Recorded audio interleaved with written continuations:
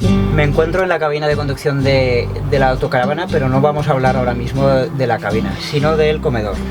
Vamos a ver cómo formar la rotonda del comedor de forma que estemos lo más cómodos posible. Para ello, el asiento del copiloto ya lo tenemos girado. Vamos a explicar cómo girar el del piloto, que tiene una pequeña peculiaridad. Como a nuestra izquierda tenemos el freno de mano, lo que tendremos que hacer es adelantar al máximo el asiento de forma que no nos choque con el freno de mano, localizar una palanca que queda a nuestra derecha, accionarla y girar el asiento. Cuando hayamos girado totalmente el asiento, ya podemos atrasarlo al máximo, de forma que ya habremos formado la rotonda del comedor.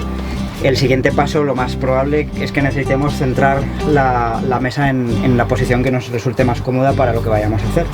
Para ello, localizamos una pinza bajo el tablero, la pulsamos hacia arriba y situamos la mesa en la posición que nos interese en cada momento. Esta sería la posición de viaje, por ejemplo, y esta sería una posición más centrada para comer o trabajar o leer, lo que vayamos a hacer. En el caso de tener que utilizar aparatos eléctricos, tablets, ordenadores, móviles, disponemos de dos tomas USB aquí para cargar pequeños aparatos como tablets y teléfonos móviles.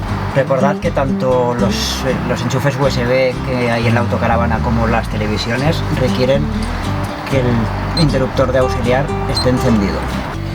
Un enchufe de 220 voltios, que también veremos en más zonas de la autocaravana, pero que hay que recordar que solo funcionan a 220 voltios cuando tenemos enchufado el cable exterior.